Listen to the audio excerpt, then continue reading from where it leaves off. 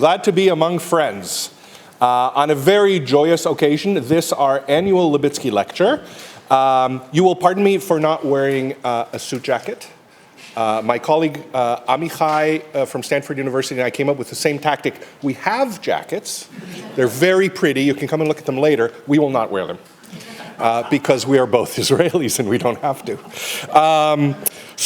My name is Ron Hassner. I'm Chancellor's Professor of Political Science. That's actually no longer accurate. I am Professor of Political Science.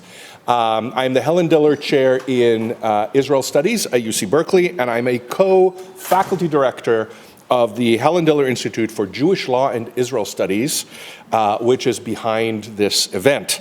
And I'm delighted to welcome you to the 6th annual Libitzky Lecture on Israel and the great, and Moses Libitzky would say, and not so great, powers, with Amichai Magen, founding director of the Yan Kum Israel Studies program at Stanford University. Let me just pause there for a second. The Yan Kum Israel Studies program at Stanford University is brand new, half a year old. Nice. And so one of the reasons why I'm just psyched to be here today, and one of the reasons why this is a celebratory event, is because it gives us at Berkeley a chance to give a salute to the other side of the Bay Area for the fact that they have now created an Israel Institute, which is going to sort of parallel ours. But yes, I think that absolutely deserves a round of applause. I am very proud to say that my colleagues and I here at the Helen Diller Institute played a really small part in encouraging, fostering, prodding, pushing people to create that center at Stanford University. It has a fantastic leadership, and it is going to have tremendous success. Having an institute like this on the peninsula and on the Berkeley side of the Bay is what we in military affairs call a pincer movement. And I think it's fantastic that really smart students from the United States, the Bay Area, who want to study Israel can now do it in two very different places in parallel at the same time. We get to borrow their professors, they get to borrow our professors. I think that's fantastic. Amichai and I are going to talk today about Israel-EU relations. We have in the past in this series covered Israel-Russia, Israel-Turkey, Israel-Iran, Israel-China, Israel-United Nations. Amichai are going to talk about Israel, the European Union, and we may, if questions steer us in that direction, touch upon the scuffle currently taking place in the Gulf. It might be of interest to some people if you wish to talk about it. Professor Amichai Magen met earlier today with the undergraduate fellows of our institute over coffee to talk about them sort of in a more personal setting. The Libitzky Lecture on Israel and the Great Powers is established with gift funding from the Libitzky Family Foundation. We're grateful to Moses Libitzky and the Libitzky Family Foundation for that generous gift, and may it continue for many years to come because we've got a lot of countries to cover. And this year, co-sponsoring us is the Yan Kum Institute, the Yan Kum Israel Studies program at Stanford. As you know, our institute here has two programs, one on Jewish law, one on Israel studies. We provide a rich academic forum for students and faculty. Right now, we host an undergraduate fellowship consisting of 35 undergraduate students. When we started 10 years ago, there was one. He's sitting right over there. He is now a board member of our institute, which is just, I mean, could there be a greater joy? Thank you for coming, by the way. So we've gone from 1 to 35.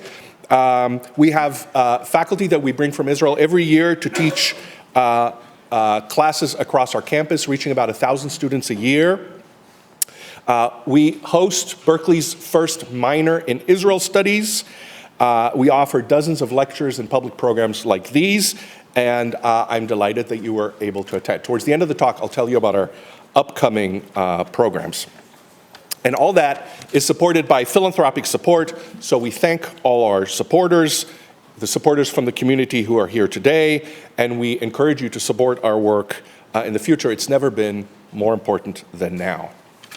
I am to give a law school civility statement. Here it comes. Free speech and academic freedom are foundational values for the University of California. UC Berkeley is committed to the belief that speech we may not like or agree with should be confronted with respectful speech rather than censorship. UC Berkeley's principles of community call for civility and respect in our personal interactions. If you would like to express a point of view that is different from what our guests present this evening, you may do so in any area of this campus that is open to public free speech. You, of course, may ask appropriate questions at the appropriate time. However, you are not permitted to disrupt this event. We ask that you, as audience members, be respectful of the speakers and students in attendance and refrain from any disruptive behavior. If you attempt to disrupt the event, you will be asked to leave the venue and face possible student disciplinary action. Preliminaries taken care of. I am now to introduce Professor Magen, Amichai Magen, Senior Research Scholar at CDDRL, which is the Center for Democracy, Development, and the Rule of Law at Stanford University, and the founding director of the center's Yan Kum Israel Studies program. Previously, he served as the visiting fellow in Israel Studies at Stanford University's Freeman Spogli Institute for International Studies. He was also the head for the MA program in Diplomacy and Conflict Studies and the director of the program on Democratic Resilience and Development at the Lauder School of Government, Diplomacy and Strategy, Reichman University, Herzliya. Go Reichman. His research and teaching interests address democracy, the rule of law, liberal orders, political violence, and Israeli politics and policy. Please join me in welcoming Professor Amichai Magen.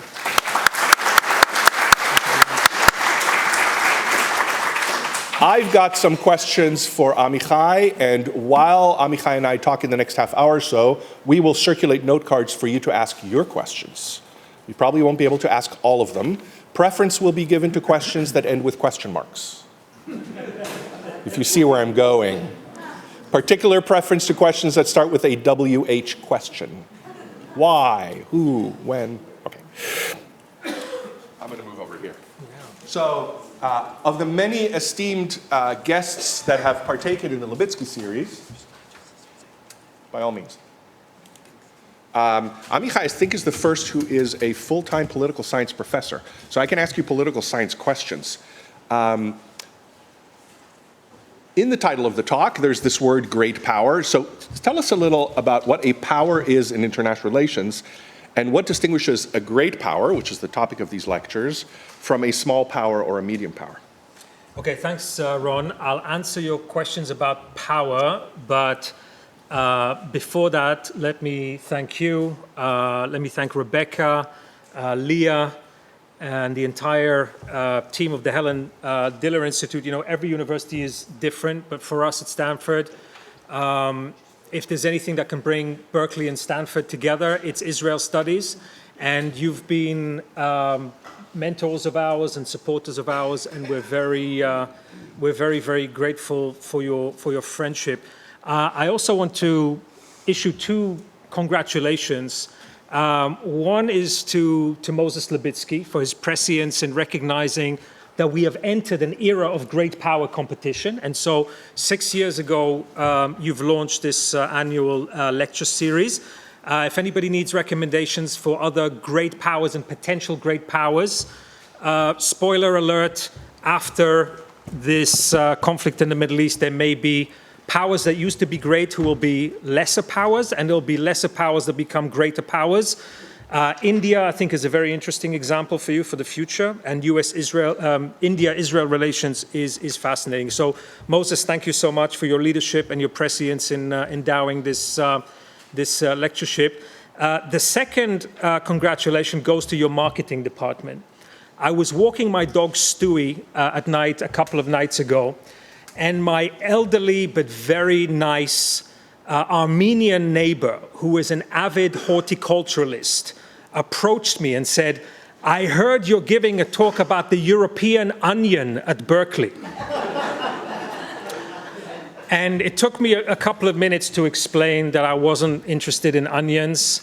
that the European onion was just as bitter as the American onion, and that I was actually going to be talking about the European Union. But he saw your marketing material. I think it was in the J, at the back of the J, and so I've been getting questions about this event even before I arrived. Okay, so that's as a preliminary. This is a great time to be thinking about power and to be talking about power, because we've entered a post-liberal world. We've entered a new era of what we might call systemic fluidity, where powers are undone and done. So this is actually a really good time to be thinking about power in political science and international relations. So let me say a couple of things about power to your question. First of all, power is always relational. Okay? It's very important to understand. If you're a tuna fish swimming in a pond of minnows, you're really powerful. But if you're the same tuna fish in the sea surrounded by sharks, you're less powerful, right? So power is always relational, and it's important to bear that in mind. When I think about power, I think about power being composed of three things. One is capabilities, or we might call capital. What's the size of my economy? How large is my military? What resources can I draw on, including human resources? So you want to be thinking about capabilities, right? That's why Liechtenstein or Luxembourg could never be a great power, because they just don't have the capabilities. But capabilities is not enough. What you also need are two additional things. Will, and this is very relevant for the moment that we're in. Just ask the Ukrainians, right? Nobody gave the Ukrainians a chance because they looked at the Russian capabilities and the Ukrainian capabilities, and they said, this is not a match. The Russians are going to win. What they neglected to remember was Ukrainian will to fight, okay? So capabilities is not enough. You also need to have will, and I would add, you need the capacity for learning or adaptation. Especially in a very dynamic world, if you're a stagnant power that is unable to learn and adapt and innovate, you're not going to remain a power for a very long time. So power is capabilities plus will plus the capacity for adaptation and learning. So that's power. Do you want to talk about great powers? Sure. And what distinguishes a small or medium-sized power from a great power?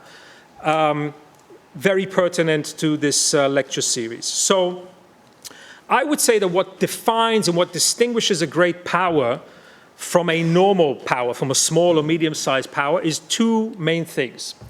One goes back to this relational thing. A great power is able to hold its own militarily, unassisted, against any other great power in the international system. Okay, so that's criteria number one. If you're unable to defend yourself and to protect yourself against other great powers in the international system, you're not a great power, okay? And secondly, there's something psychological about being a great power. A great power, unlike a small power, seeks to shape the world in its own image.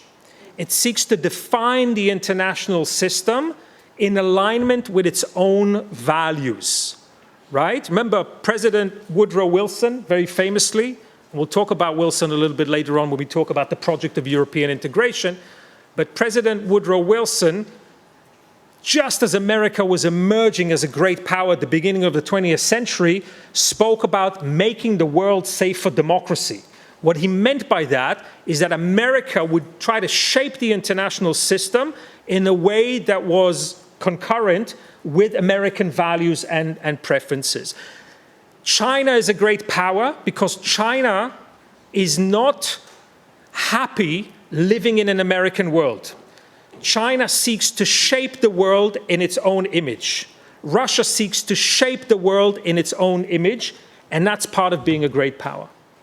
So can we speak of a group of countries as being a great power, like the European Union make up a great power, or is one of them a great power?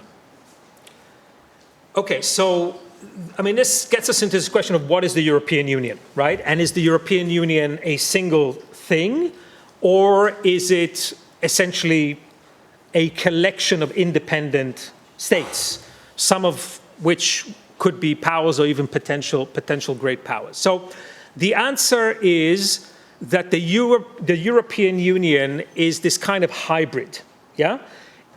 It's a collection of what is today 27 member states. The most powerful state in the European Union is undoubtedly Germany. But as Henry Kissinger famously said about Germany, Germany is too large for Europe and too small for the world. This is the sort of the paradox of Germany. It's too big a behemoth for Europe, and that's why it's frightened other Europeans so much over the last 200 years. But Germany is too small for the world. It just doesn't have the capabilities and will and ambition of a great power. Is the European Union a great power? The answer is increasingly no, because if we go back to this test of capabilities plus will plus capacity for adaptation, we see that Europe used to be a great power.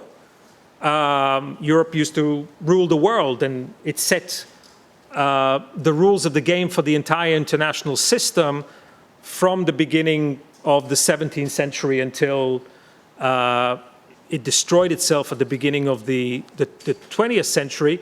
But Europe today doesn't have the capabilities, the will, or the capacity for innovation and adaptation to make it a genuinely great power. That would be the short answer. Surely Israel is not a great power. No. Israel is not a great power. It does punch way above its weight and way above its size. Again, if I go back to this formula of capabilities plus will plus capacity for adaptation, you'll be hard-pressed to find a tiny country in the world that is more impressive in terms of capabilities, technological capabilities, but also just in terms of resilience and will and the capacity for learning and adaptation.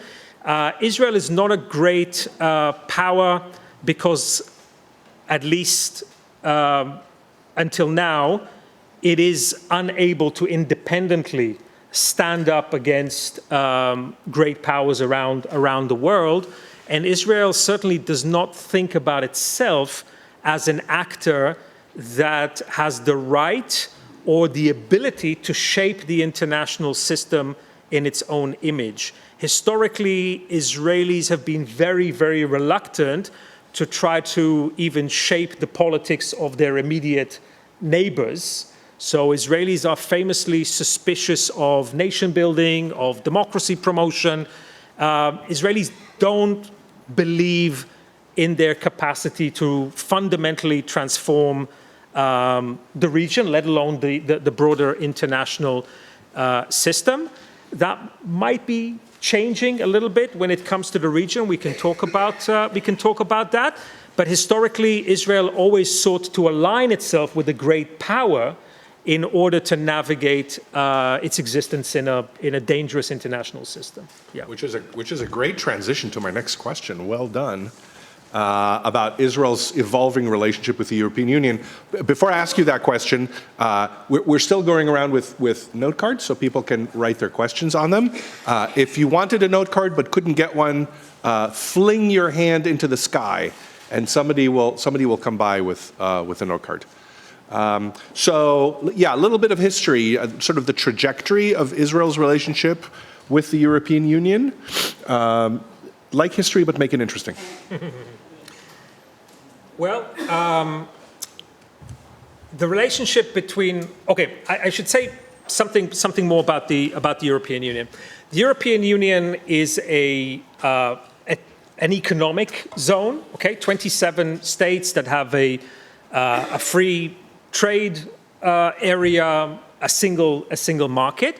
And the EU is also this kind of, as I said before, this kind of multi-level governance system where sovereign nation states pool some of their sovereignty together in order to make decisions in certain very specific areas of trade and investment and foreign policy.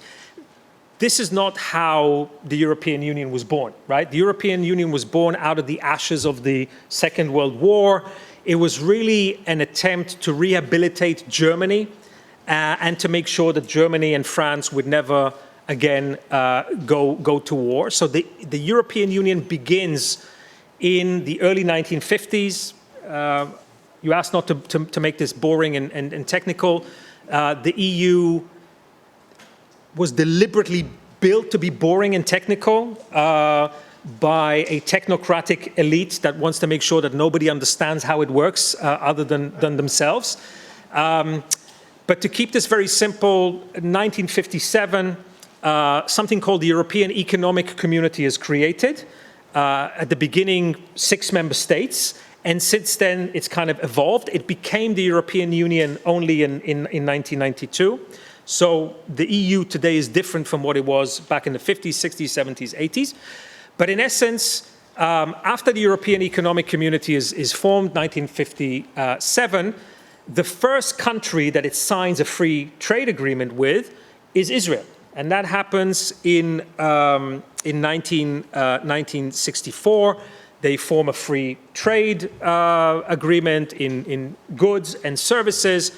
In 1995, the height of the Oslo process, the European Union decides to upgrade the relationship with Israel, and they sign what's called an association agreement that expands the relationship between beyond trade in goods and services to things like political dialogue, R&D cooperation, research and development cooperation, and the relationship today is essentially governed by this association agreement. So Israel is not a member of the European Union, but it is what is called an associated country with the European Union, and that means free trade and sectoral agreements over things like scientific cooperation and R&D.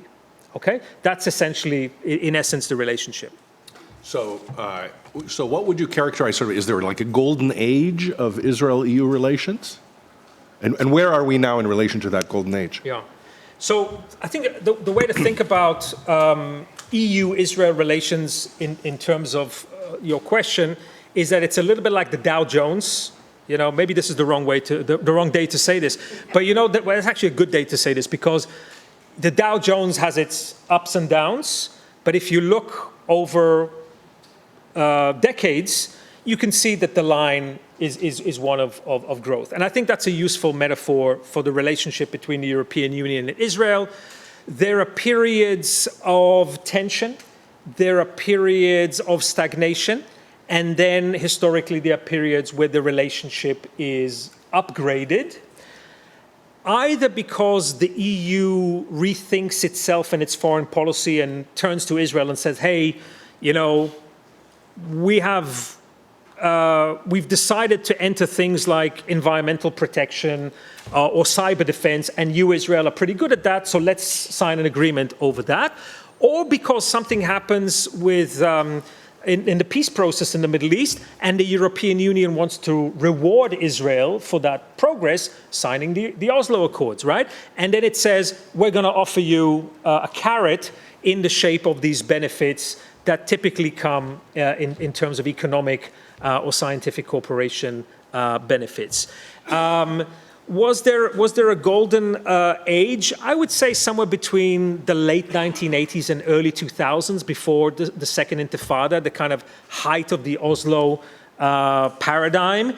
The EU, after the end of the Cold War, very optimistic, very self-confident.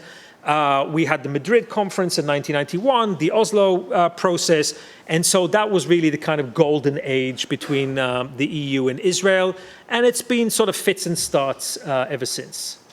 Is there an obvious low point?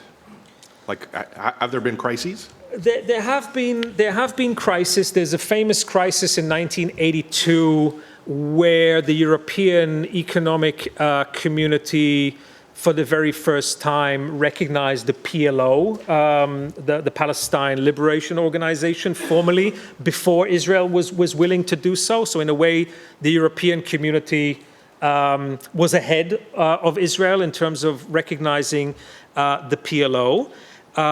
Over the last 15 years, I think there have been sort of two or 1.5 lows, okay? The other is not really a low, but it is from the European perspective. One low was in 2015 when the European Union decided to mark Israeli products coming from West Bank settlements. So for the very first time, the EU decided to sanction effectively Israeli or products that are produced by Israeli corporation in the West Bank. By the way, they kind of withdrew from that once they understood it was much more harmful to the Palestinian economy than to the Israeli economy, but that produced a conflict. The other low from an EU point of view was in July 2010 when Israel joined the OECD, the Organization for Economic Cooperation and Development. It's another one of these international clubs. 38 states that are wealthy and democratic. And Israel went through an accession process and joined the OECD in July 2010. And that resolved a huge issue for Israel. Israel was sort of looking for a prestigious club to belong to. And in the 1980s and 90s, Israeli elites looked at the European Union and said, that's the club that we should be a member of, okay? But the Israelis didn't like the political conditionalities that were attached to relations with the European Union. What the OECD did was to allow Israel to join this very prestigious international club that also includes Japan and Canada and Australia and all these other countries that Israel wants to emulate, but in a way that gave Israel tremendous economic advantages, but none of the political conditionality that the European Union was trying to pursue. So the Europeans didn't like that very much, but the Israeli dependence on the European Union from a political point of view was greatly reduced after Israel joined the OECD. Awesome. Okay, so much for the European point of view. From an Israeli point of view, is the European Union appreciated, liked? Are there countries in the European Union that Israel is more and less comfortable with? Yeah. So there are two parts of this. One is we can sort of think about how Israelis view the European Union, and I'll say something about that in a moment. And the other is this question. Remember, the European Union is not a singular thing. It's not even a federal state. It's really a collection of independent states that coordinate some aspects of their economic and foreign policy. So within this club of 27 states, there are some countries with which Israel has very close historical, strategic, cultural ties. I would say today that is primarily Germany, Czech Republic, Italy under Meloni. There are some countries that are kind of somewhere in between. So they have their ups and downs. France, I should mention Hungary. Hungary is also in that club.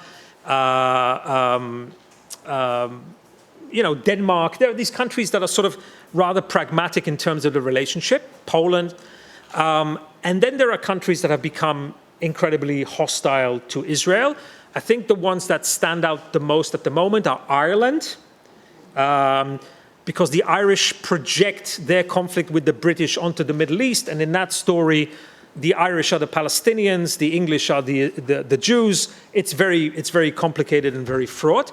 And Spain under Sanchez has become very, very anti-Israel. So 15, 20 years ago, I think that there was more cohesion to the European position on Israel. Today, it's become more polarized. But Europe is much more polarized about the United States today as well, right? Okay, so that's something to bear in mind. How do Israelis think about the European Union? It essentially divides into three, and you can essentially know what is, or reliably predict what is somebody's view in Israel on the EU, depending on their level of religiosity or secularism, and probably their kind of level of affinity for liberal internationalism more broadly. There are two fringe positions in Israel on the EU, one on the left and one on the right.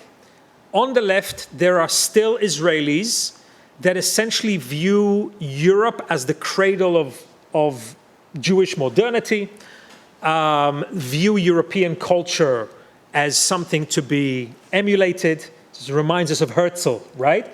Of Altneuland, right? If you read Theodor Herzl's novel Altneuland, Herzl kind of imagined that a future Jewish state would be like Switzerland or like Austria, right? So very kind of pro-Western. These are the people who listen to Chopin and Mozart and Bach and would like to see Israel as part of the European Union. I have friends like that. It's a minority opinion and it's getting smaller.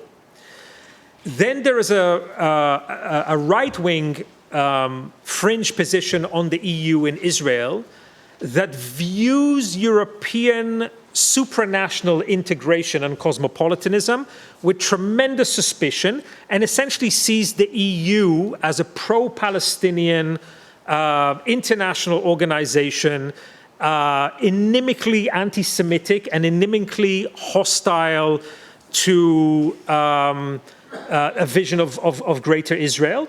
And they view all these economic ties with the EU as basically a pretext for European political influence over Israel. Okay, so that's Ben Gvir, Smotrich. If you ask Smotrich, what do you think about the EU? That's essentially the answer that you would get.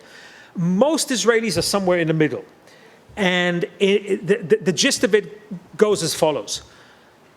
We like the economic aspects of the EU. We like the fact that the European Union is a large market. We like the fact that we're close to Europe. We like the fact that Israel exports about 29% of its goods to the single European market, although that proportion is getting a little bit smaller. What we don't like is European political interference in Israeli political affairs. So most Israelis want the benefits, the economic and the R&D benefits, but they don't like it when the European Union, as they see it, interferes or tries to set conditions for Israel.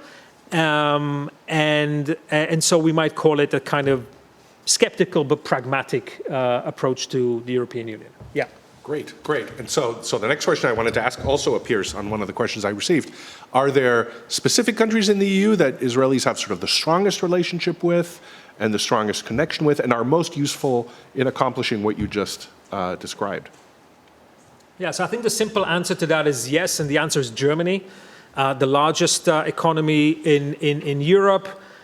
I could spend quite a bit of time talking about the German-Israeli relationship. It's obviously a complicated, fraught historical relationship, but I don't think it's an exaggeration to say that Germany today is the single most important strategic partner Israel has in the world. Full stop.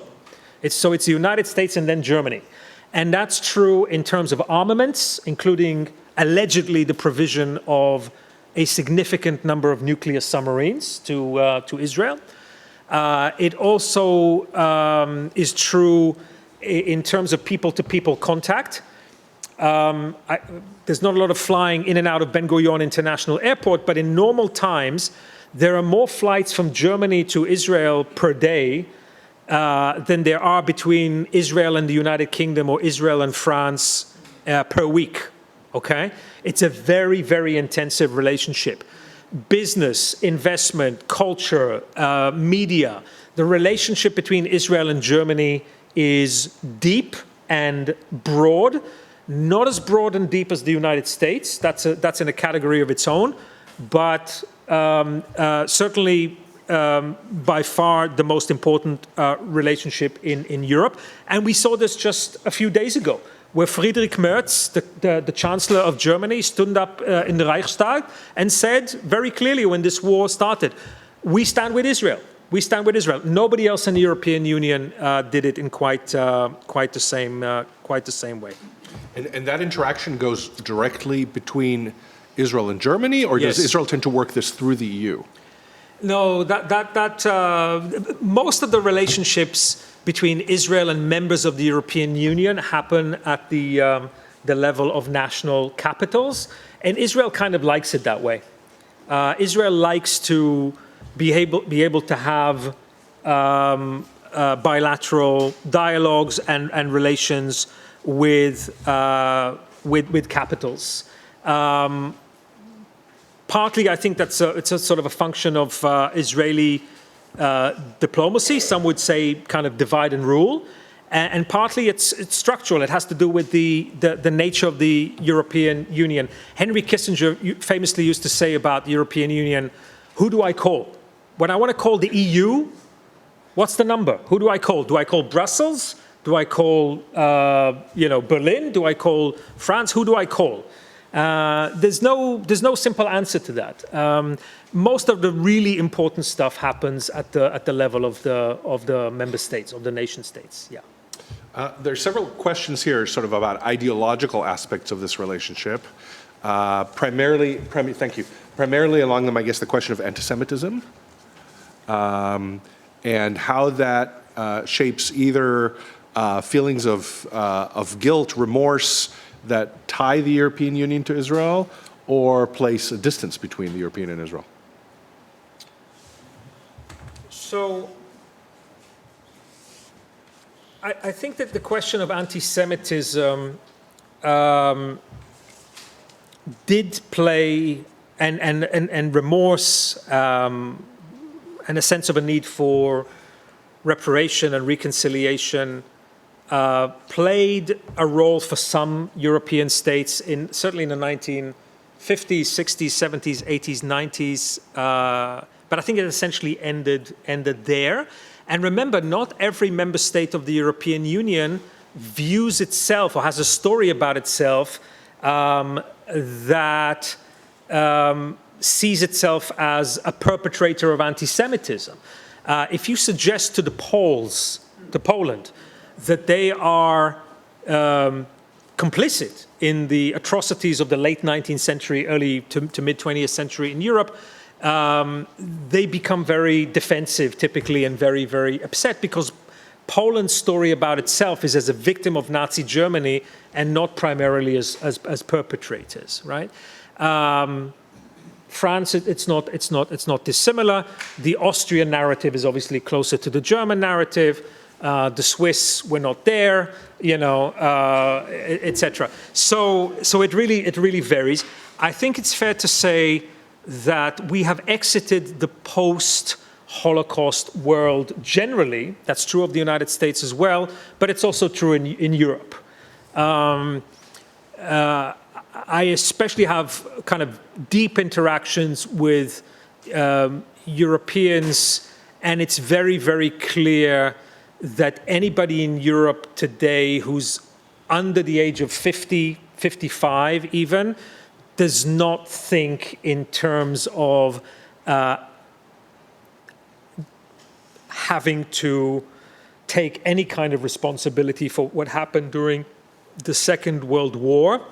If anything, there is a temptation to offload historical guilt and to try to find fault with Israel as a means of explaining why the horrific history of the middle of the 20th century is not something that Europe should continue to take any responsibility for. And so the relationship, I think, has moved into a much more interest-based relationship. In some respects, I welcome that as an Israeli because I think it's a much more equal relationship, and thankfully we have a lot to offer the European Union and the Europeans in terms of fulfilling interests.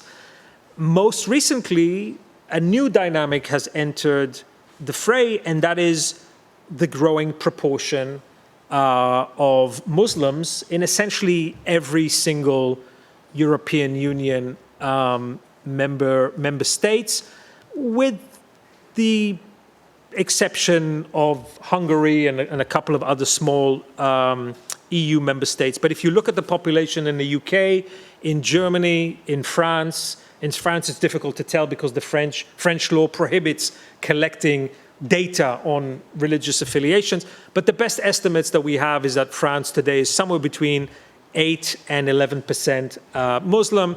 The UK 6, 7 to 8%. Nobody's quite sure how many people are in the United Kingdom, and I think that plays a role. It feeds into the political calculus, not because all Muslims in Europe are automatically, heaven forbid, anti-Semitic or even anti-Israel, but because European decision makers are looking at a reality where the number of Jews in Europe is small and getting smaller all the time. Europe is becoming Judenrein, 80 years after the end of the Holocaust. And the European Muslim population is becoming bigger and bigger, and that is certainly entering into the calculus. We see that most clearly in France and the UK, I think. Yeah. Yeah, I had several questions about that, and in part, the power of street protests, and also the power of Islamist, meaning Muslim fundamentalist ideology and ideas, in shaping how Europeans think about their values. Yeah, no, I think that's right. I think that's that is playing a role. There is a parallel dynamic going on in what we used to call the Western world. Does anybody remember the West? We used to talk in terms of the West. We no longer do that, or if we do talk about the West, it's now often in disparaging terms, and it seems to me that we are at a historical moment which makes not only Europe but also Australia, Canada, and increasingly the United States very vulnerable to Islamist ideas, because many Europeans have either forgotten who they are as a civilization, certainly don't invest a lot of time thinking about themselves as a civilization, but in some respects have also kind of fallen out of love with Western civilization and have come to view it as uniquely imperialistic, white supremacist, colonizing, and perhaps even evil, right?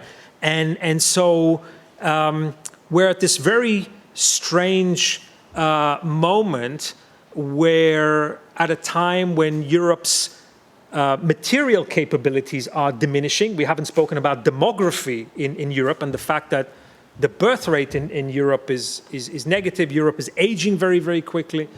But also there's almost a kind of a spiritual crisis in Europe and the broader West in terms of self-preservation as a European legacy, as a civilization, and that is felt very, very deeply in Europe. And when that is the case, you become much more open to radical ideas, whether they are Marxist ideas or Islamist ideas. I think that's what we're seeing right now. Yeah, so an audience member reminded me that you last spoke on our campus on October 5th. True. And our focus was very much on other things. You talked at the time, you and I talked about the sort of crisis of liberalism, which you're alluding to now as well. So there are two wars I'd like to ask you about, very obvious wars. One is October 7 and its aftermath and its effect on Israel-EU relations, and the other, which appears in 3 different note cards from the audience, the war in Ukraine and its effect on Israel-EU relations. Yeah. So let's start with Ukraine. Remember, the war in Ukraine, we tend to think about it as having started in February 2022, but it didn't. It started in 2014, and in some respects it started in 2008 when Vladimir Putin kind of tested the water by invading Georgia, saw that nothing very much happened. He received an angry email from Brussels, but that's about it. And so the next phase was Crimea, 2014, and then the big invasion into Ukraine in February 2022. And what that did, late, but it did, is to sort of jolt the European Union out of its European dream, because for the very first time since the end of the Cold War, Europeans had to confront the possibility, the real possibility, of having to fight an actual war. What you need to understand about the European Union is all of it was constructed in order to avoid another war. And for decades and decades, Europeans truly believed that the end of history had arrived, and that the use of hard power, the use of military power, has essentially disappeared from the world. And certainly wealthy and self-satisfied and rather smug Europe would not have to confront hard power. And Mr. Putin shattered that dream. And really, since 2022, the Europeans are trying to figure out, what the hell are we doing with this? How does an entity that built its entire identity on peace confront a war, a real war, for the very first time? And there are different answers to that in Europe. Some European member states, again, primarily Germany, have increased their investment in defense spending and ratcheting up their arms production. And other European countries are still very much in denial. And I think we can see that tension come into play now in the war with Iran, that even though it's really the Europeans who need the Straits of Hormuz open, not so much the Americans. I mean, it's really the Europeans who are dependent on the flow of oil through the Straits of Hormuz, and yet we have heard from European leaders, this is not our war, and we're certainly not going to do anything about it. And that is obviously something that President Trump finds both perplexing and offensive, and it sort of confirms his bias or his assumption that Europeans are not only weaklings, but they are ungrateful weaklings who are, despite the fact that they are rich, are not prepared to pay for their own defense. And so we're hearing some pretty harsh rhetoric from the Trump administration about Europeans these days, and I wouldn't be at all surprised if we're going to see a real structural shift in this administration's relationship to Europe. There was already quite a lot of tensions. J.D. Vance gave that speech in the Munich Security Council, kind of castigating Europeans for committing cultural suicide and for not being able to defend themselves. I expect not only that rhetoric to be more pronounced after this war with Iran, but possibly this administration really cutting off military support for Europe. People often, Ron, speak about the fact that the United States supports Israel with $3.4 billion a year in military aid. Does anybody know how much money the United States spends right now on its military bases and personnel in Europe to protect Europe every year? Does anybody have a sense? it's $60 billion a year. It's a lot of money, $60 billion. And the sense in the Pentagon is that the United States is not receiving a lot in return for those $60 billion, contrary to Israel, which they see as a very capable ally that contributes to American national security. I wouldn't be surprised that if we sort of look back in 2030, 2035, it will be the March 2026 Iran war that finally leads to the de facto disintegration of NATO. I wouldn't be surprised, yeah. And as you say that, yes, hear it here today, read it in the J tomorrow. A note card arrived asking how that disconnect between the United States and Europe might affect Israel. So is it going to place Israel between a rock and a hard place? Yeah, so look, Israel was born into the post-Second World War international order, what we used to call the liberal international order, that was built on national sovereignty, free trade, the spread of democracy, multilateral institutions. That is the world that America built in the aftermath of the Second World War with European buy-in and participation, and in some respects, leadership. The liberal international order, this world that we were all born into, anybody born, from 1943 to, 2005, 10, was born into or lived in this liberal international order. That order is now rapidly disintegrating, and that's not a good thing for Israel, because Israel not only survived, but it sort of thrived within this liberal international order. Israel, like all small countries around the world, want the guarantee of national sovereignty. It wants stability. It wants global markets. It wants global capital markets, all these good things we used to call globalization, right? Remember globalization? That was good. And it was very, very good for Israel. And so the collapse of the liberal international order is not good news for Israel. It's not good news for Germany. It's not good news for Chile. It's not good news for South Korea. It's not good news for Japan. I don't think it's good news for any of us. But I don't think, I don't think we're in Kansas anymore. And I don't think we're going back and putting Humpty Dumpty together again. I think it's over. And then the question becomes, which countries around the world have the capabilities, the will, and the learning and adaptation and resilience capacities to navigate a dangerous and tumultuous world? And if you pose the question that way, there are very, very, very few countries around the world who are better positioned to do this than Israel.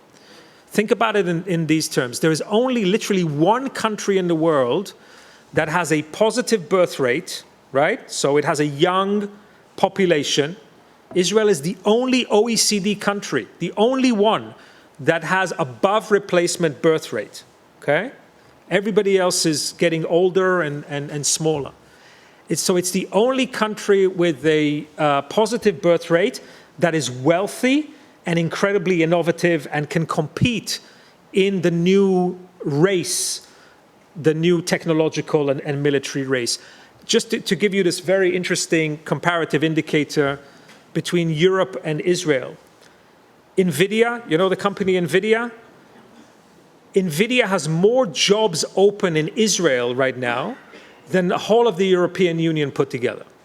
So NVIDIA is seeking to recruit more Israelis in absolute numbers, not in per capita numbers, than they're seeking to recruit within the 500 million people that live in the European Union. There's not a single European Union corporation that can compete with, NVIDIA or Meta or Anthropic, OpenAI.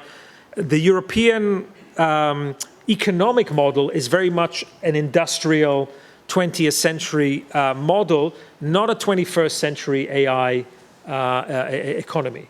So is this good news for Israel? No, I don't think this is good news for any of us. But if I had to kind of blindly bet on the three countries that are going to do, small countries that are going to do best in the 21st century, Israel would be one of them. The others would probably be, I'll have to think about this a little bit, but Singapore and maybe, I would have said South Korea, but South Korea's birth rate is 0.7 children per woman.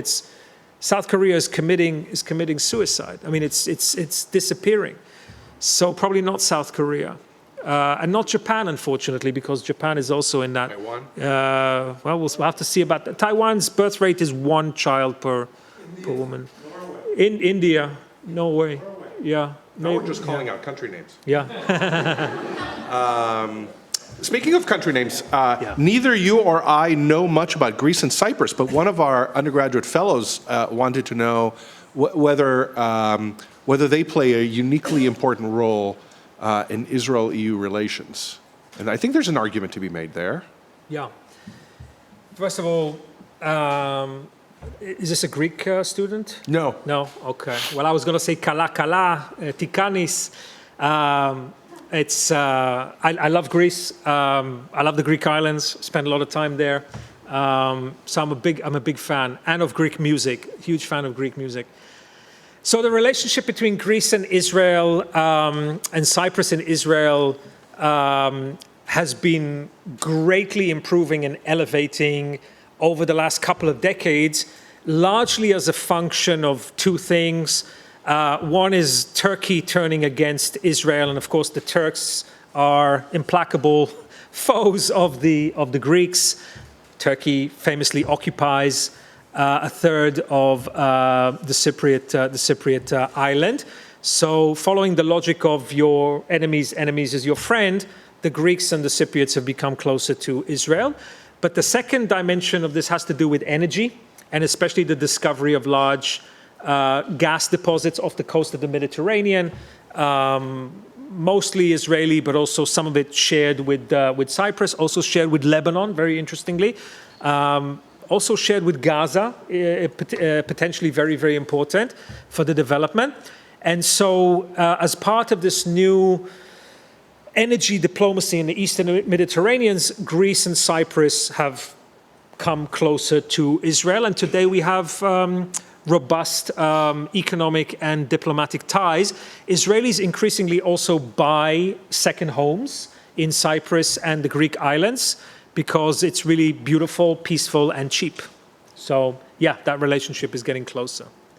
Yeah, we're getting closer to closing time. I still have a pile of questions here, but you've already answered a lot of questions. I guess one question I'd ask is whether you think that the experience of helplessness in light of the war in Ukraine might shake the Europeans awake and give them this will to power. Yeah. You and I talked. You and I talked in preparation for this, and you said something remarkable about how for the European Union to become a great power, it will have to become more Israeli. Yeah. Which in my mind fits with this notion of you might not be interested in war, but war is interested in you, and war is now on the European doorstep for the first time, and it might be a very welcome wake-up call. Yeah. So yeah, I mean, Europe needs to become more Israeli. Again, if we go back to this capabilities, will, and capacity for learning and adaptation, right? So demographically, Europe needs to become more Israeli in terms of raising its birth rate. I think the average birth rate in the European Union today is something like 1.3, 1.4 children per woman. That means a shrinking working age population, rapidly aging population, and frankly, doesn't matter what kind of technology you have, fewer people to fight if you need to fight. Europe also just needs to become much better at the technological race that's happening right now. They're lagging well behind. You know, there's this very interesting data. You ask people around the world about their willingness to fight for their country. You can look this up. Gallup, there's a recent Gallup poll. And so it's interesting. Usually the countries that have the highest rate of people saying they're willing to fight for their country are countries that never go to war. And then everybody there says, oh yeah, you know, I'm willing to go and fight. But from the countries that have gone to war or go to war, you have countries like Ukraine and Israel, where something like 66, 67% of people say, yes, I'm willing to fight for my country. In the United States, it's 44% right now, 44. But in Europe, the average is 24%. And in some countries, it's 11 or 12 or 13%. And so with no will to fight if you need to fight, I'm not saying it's not a war of choice. It's sort of, you know, if push comes to shove, you can invest 5 or 6 or 7 or 10% of your GDP per capita in defense and build and buy capabilities.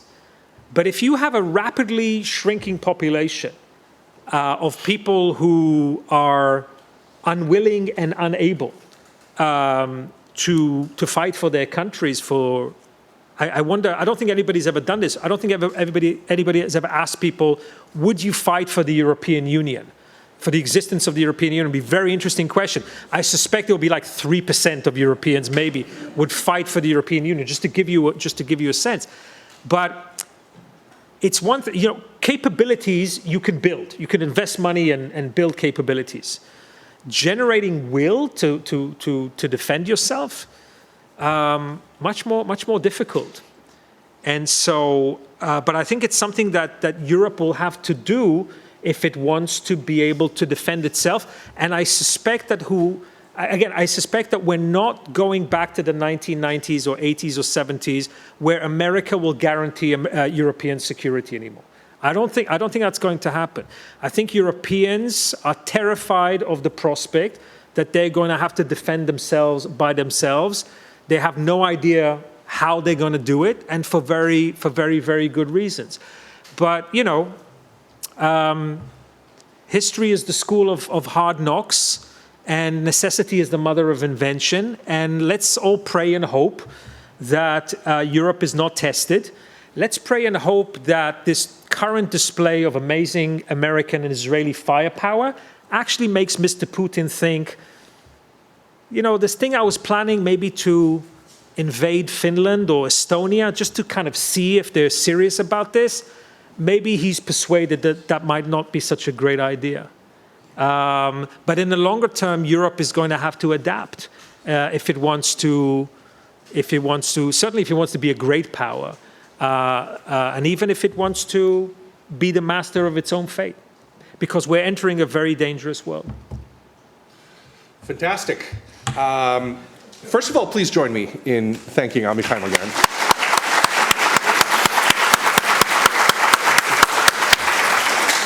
Who went through a blitz of questions. I don't know if you did 20 or 30, but it was, I think it was remarkable. I'd like to tell you about 2 upcoming programs. A webinar conversation with David Horowitz, editor-in-chief of the Times of Israel, the only Israeli newspaper you should ever read, on April 14. And then the last talk in our literary series, Israeli Literary Journalism and Artistic Expression after October 7. A conversation with Yuval Avivi and Dana Yoeli is on April 20. You can find more information on our website, our social media, our email blasts. And I'd like to thank you all for attending. I'd thank you all again, and primarily the Libitzky Foundation, for supporting us, for making our events and our programs and our teaching on the Berkeley campus possible. And I'd like to request that you please clean up after yourself and take out any plates, cups, papers, etc. that you may have brought into the room. Have a lovely evening. Thank you very much. Thank you. Thank you.